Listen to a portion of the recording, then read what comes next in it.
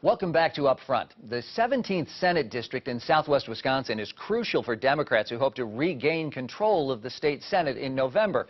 The seat is currently held by retiring Republican Senator Dale Schultz. In the Democratic primary, retired state employee Ernie Whitwer defeated Pat Bomhack by just 7 votes. Whitwer will face well-funded Republican Representative Howard Markline of Spring Green in November. The Democratic primary had some controversy, with Whitwer's supporters claiming Democratic leaders hand-picked Bomhack. Ernie Whitwer joins us now from our Madison affiliate, WKOW-TV. Thanks very much for taking some time today. We appreciate that. Thanks for having me. Let me ask you first of all about this primary night victory. It was a 2-vote margin on election night. It's now 7 after the canvass. An evenly split district among Democratic voters. Why so close? Well, I think there are a bunch of reasons for it, but mainly it's, I think, a matter of recognition. Neither of us had the opportunity really to get our name recognition out there to everyone. It's a huge district, and so I think once that changes, will make a lot of difference. You know, there was some talk in the primary campaign among your supporters that your Democratic opponent had been handpicked by some top Democratic Party leaders in the state, including the Senate Minority Leader Chris Larson, because they weren't happy with the campaign that you were running. What do you say about that? Well, there's a good deal of truth to that. They came out in support of Pat just as soon as he threw his hat in the ring. They looked at my fundraising numbers for the first reporting period, and they weren't real good, and just assumed that I was going to stay there for the rest of the campaign. They were wrong, so we're back on track now, and I think all that's sort of water under the dam at this point in time. Well, if you're elected in November and Chris Larson remains the Democratic leader in the Senate, are you going to be able to work with him? Oh, sure.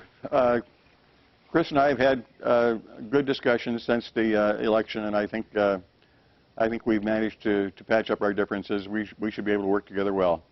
All right, as we look ahead to November, your Republican opponent in this race, Assemblyman Howard Markline, has been in the race for a long time. He's worked hard. He's raised a lot of money, a lot more than you have at this point. It's going to be an uphill battle for you, some say. How are you going to be able to take that on, and how can you beat him in this race?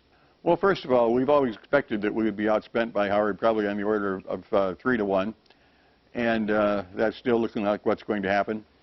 What we have to do is energize a lot of great volunteers that we have around the district, and get our message out the old-fashioned way by knocking on doors and doing house events and phone calls and all those kinds of things.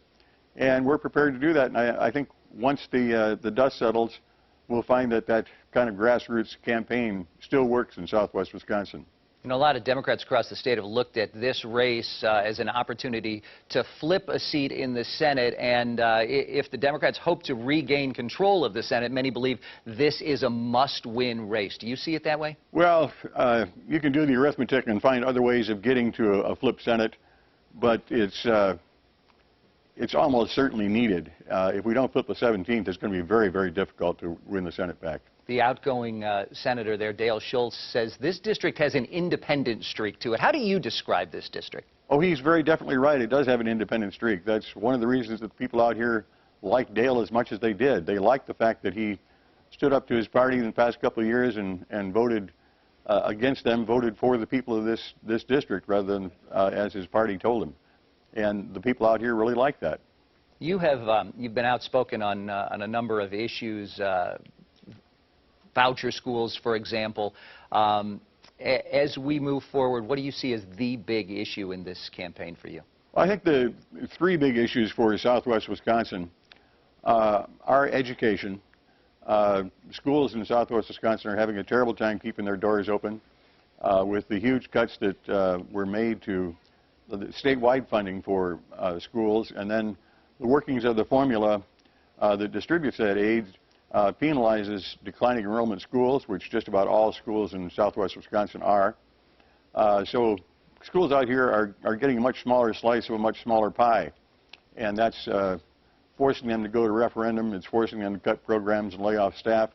So people are really concerned about their schools. And schools out here, I probably have a greater significance to their community than they do in many other parts of the state, particularly more urban parts, because people identify themselves, you know, as Dodgers or what have you. The other issue is the economy. You know, Wisconsin is lagging way behind the nation in economic development, and Southwest Wisconsin in many ways is lagging behind the state as a whole. So we've got a lot of people out here who are having a tough time making ends meet, and they want to see the economy improved. And finally, the environment.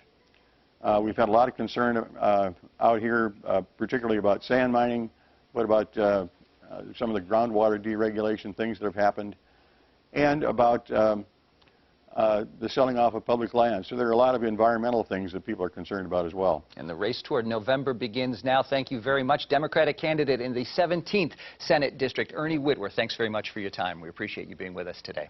Thank you for having me. The slain journalist James Foley was a Marquette University graduate. We'll hear from Foley in his own words about the dangers of war zone coverage next on Up Front. But first, here's the WisPolitics Week Ahead. The next Marquette University Law School poll comes out Wednesday over the noon hour.